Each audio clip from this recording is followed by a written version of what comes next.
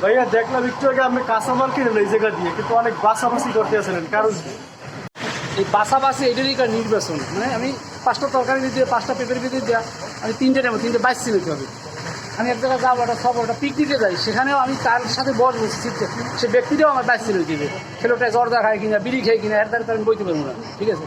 তেমনিভাবে আমার ভোটটা যে পাইবে, সে প্রার্থীটাকেও আমি বাঁচবো। সে লোকটা কেমন, তার ধরনটা কেমন। অন্ধের মতো তো আর আমি একজনকে ভোট দেবো না। আমার যারা পছন্দ হইবে, যাকে আমি সব দিক থেকে সব সাইড থেকে ওকে মনে করি এই যুগের উপযোগী, সেই রকম একটা লোকের আমি ভোট দেবো। ওই উড়ো দুরো অমুক ভাই, জলিল ভাই, খলিল ভাই, লাফাইলে, এই ভাই তো আমি চিনি না। আমি চিনি সে লোকটা কেমন, সে লোকটার কোয়ালিটিটা কেমন, এবং আমাদের মতো একটা লোকের ভোট পাইতে হলে সেরকম যোগ্য হইতে হবে তাকে। এই জায়গাটা তাই না ভাই, আমি তো চাইছিলাম যে পূর্বের মতোই যে এবারও যারা বড় দল আমি হ্যাঁই ভোটটা দেবো। তো এই বিষয়ে আপনার মতামত?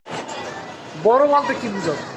আমি বড় বলতে বুঝি যার চিন্তাধারা বড়, যার চেতনা বড়, যার চেতনা আধুনিক, ঠিক আছে, যার মানসিকতা বড়, সেইটাই বড় দল, সেই বড়।